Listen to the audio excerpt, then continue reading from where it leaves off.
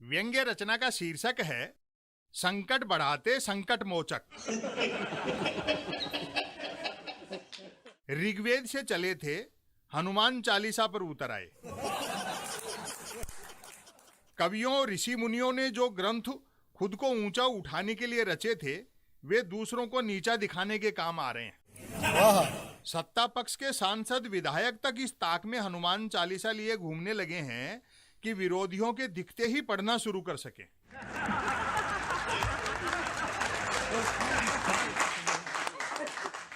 पूंजी के इशारे पर धर्म और राजनीति की क्या गजब जुगलबंदी है।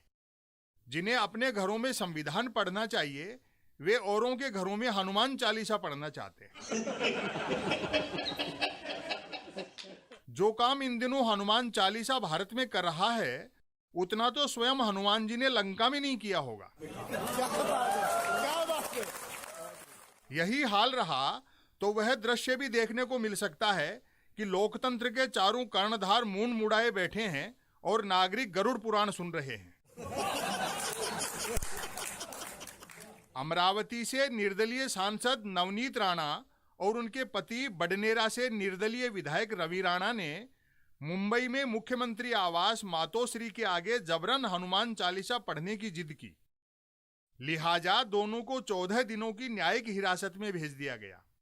बेहतर सजा होती कि राणा दंपत्ति को न्यायिक हिरासत के दौरान दिन रात हनुमान चालीसा सुनाया जाता। आखिर हनुमान चालीसा जबरन सुनाने वाले को भी तो पता लगना चाहिए कि जबरन सुनने पर कैसा लगता है।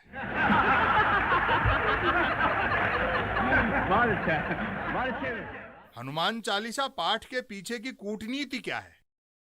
मोदी समर्थक शायद इसलिए हनुमान चालीसा पढ़ रहे हों कि इससे हनुमान जी न सही मोदी जी तो खुश होंगे। पॉलिटिक्स में प्रमोशन के लिए जरूरी है कि कलयुग में अन्य युग के नहीं, कलयुग ही के देवता प्रसन्न रखे जाएं। जैसा कि सब जानते ही हैं कि हनुमान जी ने ही सर्वप्रथम लंका में कैद सीता का पता लगाया था। चूंकि एक स्त्री ही दूसरी स्त्री की पीड़ा समझ सकती है, सो हनुमान जी के प्रति कृतज्ञता ज्ञापित करने हेतु नवनीत राणा का हनुमान चालीसा पढ़ना तो बनता है। पर यह बात समझ से परे है कि रवि राणा दिखावटी हनुमान भक्ति के लफड़े में कैसे पड़ गए। हनुमान जी तो बाल्यावस्था में रवि को निगल गए थे। प्रमाण के लिए संकट मोचन हनुमान अष्टक पढ़ा जा सकता है। उसमें साफ लिखा है, बाल समय रवि भक्ष लियो, तब तीनों लोक भयो अंधियारो। बेचारे रवि के साथ दोनों युगों में भारी चोट हुई। त्रेता में हनुमान जी निकल गए थे और कलयुग में जेल जाना पड़ गया। विपक्ष का आरोप है कि प्रधानमंत्री नरेंद्र मोदी ऐसे विवादित मुद्दों पर क्यों नहीं बोलते। पता नहीं विपक्ष को समझ में क्यों नहीं आ रहा है कि मन की बात करने वाला कभी काम की बात नहीं करता। व्यवहार कुशल व्यक्ति जानता है कि हलवा खाने से दांत घिसते हैं तो घिसने दो। लोग ऐसी निरर्थक बातों में नहीं उलझेंगे तो रोटी, कपड़ा, मकान, शिक्षा, स्वास्थ्य, महंगाई, बेरोजगारी पर सवाल करने लगेंगे। फिर सरकार को जवाबदेही से न हनुमान जी बचा पाएंगे न हनुमान चालीसा।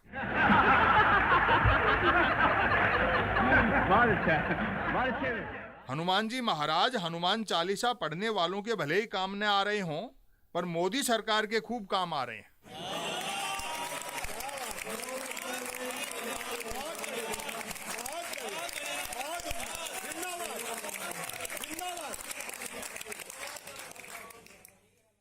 व्यंग्य रचना का शीर्षक है दो देवता संकट में।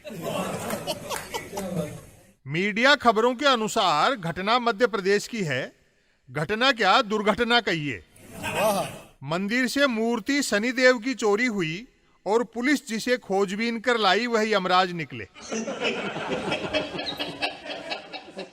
यह घोर कलयुग नहीं तो क्या है कि ऐसे ऐसे लोग भी सरकारी नौकरी पाने लगे हैं जिन्हें शनि और यमराज का ही अंतर नहीं मालूम। पूरा दुर्घटना क्रम यूं बताया गया है कि मंदिर से शनिदेव की मूर्ति कोई चोर ले गया। अज्ञात चोर के खिलाफ एफआईआर हुई। खोजबीन करने पर पुलिस को एक खेत में एक मूर्ति पड़ी मिली। उसने वह मूर्ति पुजारी को दी। पुजारी ने उसे यह कहकर लेने से मना कर दिया कि यह शनि की नहीं, यमराज की मूर्ति है। पुलिस ने यमराज की उस मूर्ति को थाने के माल गोदाम में जमा करा दिया।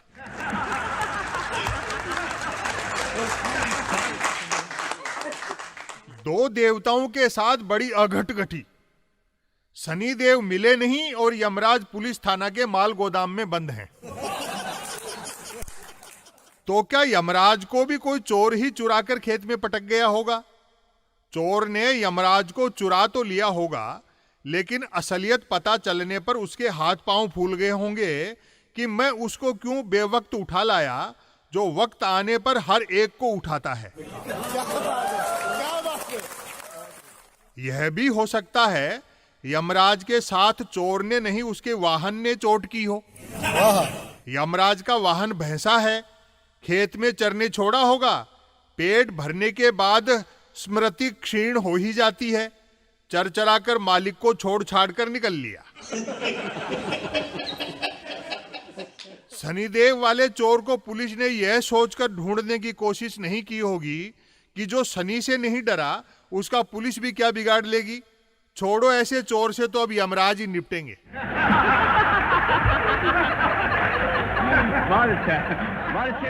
शनि और यमराज दोनों सूर्य पुत्र हैं। इस वज्रपात से पिता भुवन भास्कर पर क्या बीत रही होगी। दो भाइयों के एक साथ संकट में पड़ने पर परिजनों का दुख वही समझ सकता है जिसने हिंदी फिल्में देखी हों।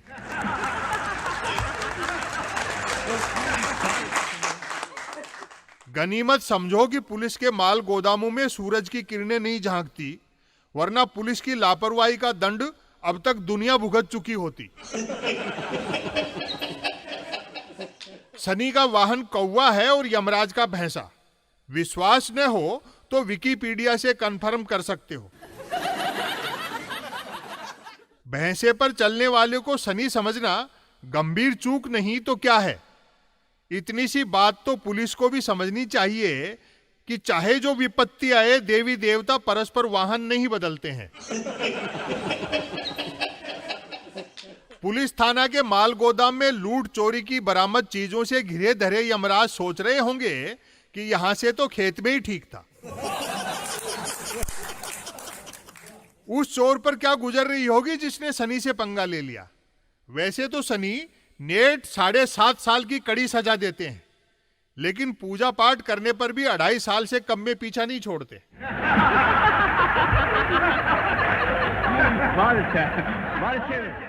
आम आदमी पुलिस थाना जाते में पहले ही बहुत घबराता है, अब तो उस थाने में शायद ही कोई जाए जहां यमराज तक माल गोदाम में बंद है। सवाल यह उठता है कि आखिर पुलिस ने यमराज को शनि कैसे समझ लिया। पहचान का संकट क्यों आया। माफियाओं का पीछा करते हुए पुलिस वालों का यमराज से भी कभी न कभी तो पाला पड़ा होगा। संभव है पुलिस के हत्थे चढ़ने पर खुद यमराज ने ही स्वीकार कर लिया हो कि मैं ही शनि हूं।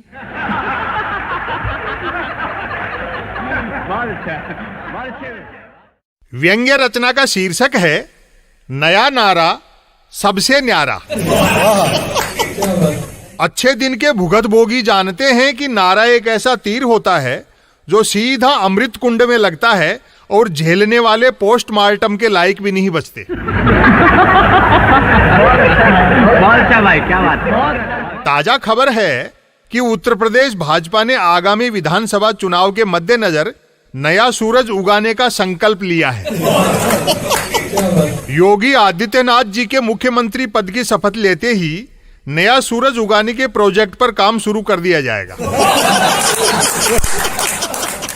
सिंगल सूरज के सहारे अरबों साल गुजार दिए, सो नया सूरज उगाना जरूरी है भी। वर्तमान सूरज बेचारा अपनी मेंटेनेंस तक का समय नहीं निकाल पा रहा है।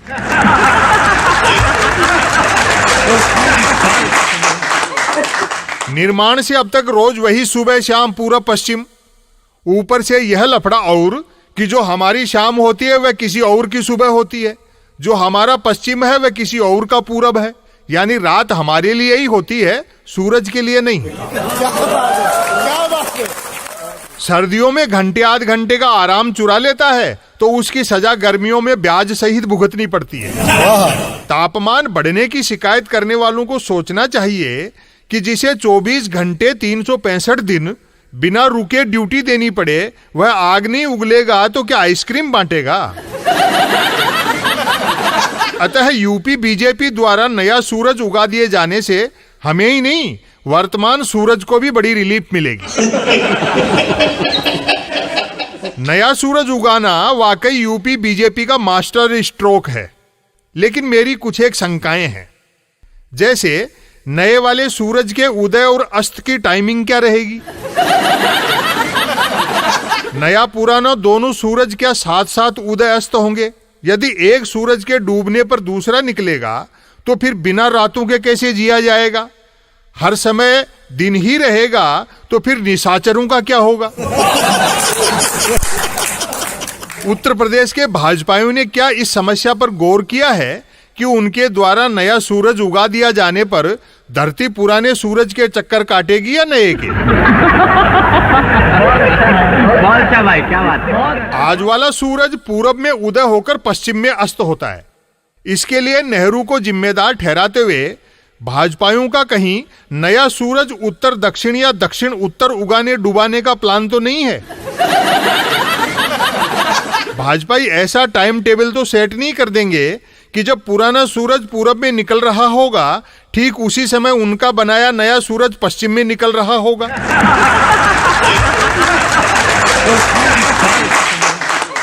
रोज दोपहर में नए पुराने सूर्यों का टकराव कैसे टाला जाएगा? नया सूरज पुराने को खदेड़ देगा या पुराना नए को नहीं टिकने देगा तो क्या होगा? बादल इसको ढकेंगे कि उसको। नया सूरज बनाने से संकट साहित्य पर भी आएगा। रामधारी सिंह दिनकर नए दिनकर होंगे या पुराने दिनकर ही रहेंगे?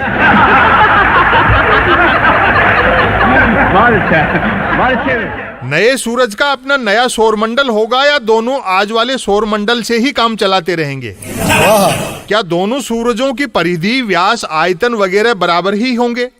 बाय द वे, एक सूरज की गर्मी और रोशनी मंद रही तो क्या वह सूर्य नमस्कार को नहीं तरस जाएगा?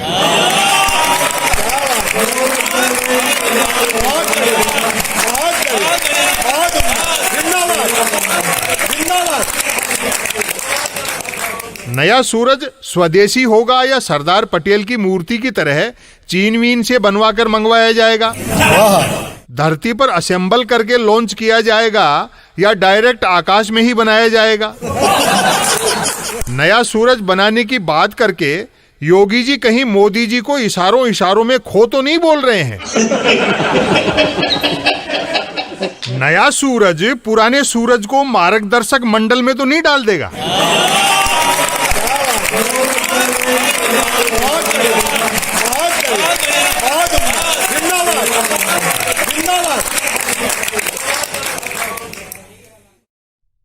व्यंग्य रचना का शीर्षक है मोदी जी का काशी प्रदर्शन।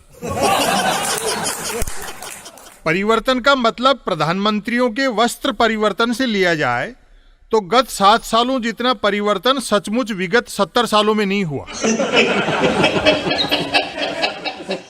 यदि सभी देशों के राष्ट्र प्रमुखों की फैंसी ड्रेस प्रतियोगिता रखी जाए तो हमारे प्रधानमंत्री नरेंद्र मोदी जी शर्तिया भारत को फिर से विश्व गुरु के पद पर बिठा देंगे। तीनों लोकों में सबसे ताकतवर प्रधानमंत्री की 3 ही तो कमजोरियां हैं: आत्म प्रचार, वस्त्र प्रेम और कैमरा फ्रेम।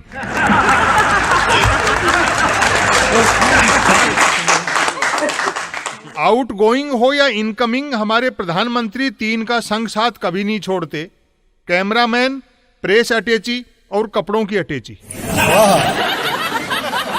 उनका वस्त्र बदलना बदलाव के मामले में पानी और वाणी से भी आगे निकल चुका है। पानी कोस कोस पर बदलता है और वाणी 4 कोस पर, जबकि मोदी जी 1 कोस की यात्रा में ही 4 बार कपड़े बदल डालते हैं। कपड़े बदलने का यह हाल है कि हवाई जहाज में कुर्ता पायजामा में चढ़ते हैं तो उतरते जोधपुरी सूट में है। शिलान्यास की पोशाक उद्घाटन में रिपीट नहीं करते। संबोधन के वक्त ड्रेस अलग होती है और उद्बोधन के वक्त अलग। आमंत्रण की अलग और निमंत्रण की अलग। उनके सरयू में डुबकी लगाने के वस्त्र अलग होते हैं और गंगा में डुबकी लगाने के अलग। यहां तो नदियां दो हैं, जबकि वह तो एक ही नदी में दो डुबकियां लगाएं तो पहली डुबकी के कपड़े दूसरी डुबकी में इस्तेमाल नहीं करते।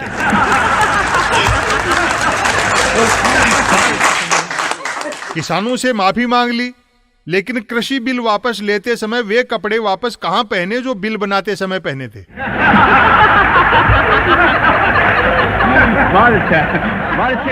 हाल ही में विश्वनाथ कॉरिडोर के उद्घाटन के सिलसिले में 2 दिन काशी में रहे।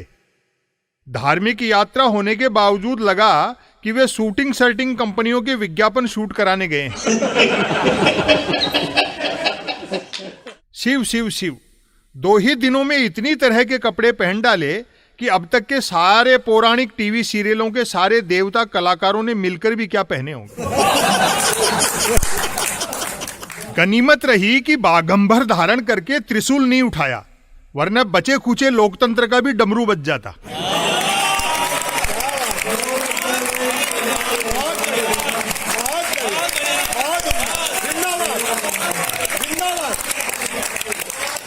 पहली बार सीखने को मिला कि गंगा में डुबकी लगाते समय पायजामा और लंबी बाजू की गोल गले की जर्सी, रुद्राक्ष की माला और मणिपुरी अंगोछा ही धारण करना चाहिए, और पायजामा जर्सी का रंग भी गेरुआई हो। चूंकि कैमरामैन के नजरिए पर बराबर नजर रखनी होती है, अतः डुबकी के दौरान नजर का चश्मा भी न उतारा जाए।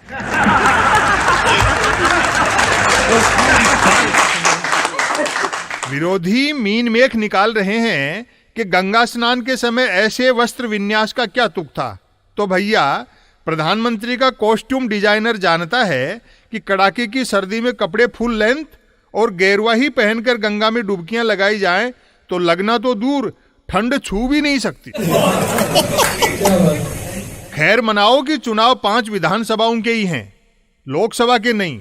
सो कॉस्ट्यूम डिजाइनर ने रुद्राक्ष की माला ही से काम चला लिया, वरना गले में सांप भी डाल सकता था। विरोधी भी कैसी बातें करते हैं। विधानसभा चुनाव जब मणिपुर में है तो प्रधानमंत्री अंगोछा क्या आंध्र प्रदेश का इस्तेमाल करते। जो हो, कहानी ही समझ से बाहर है। पता नहीं मोदी जी पटकथा के हिसाब से कपड़े पहनते हैं या कपड़ों के हिसाब से पटकथा लिखवाते हैं। बहुत अच्छा।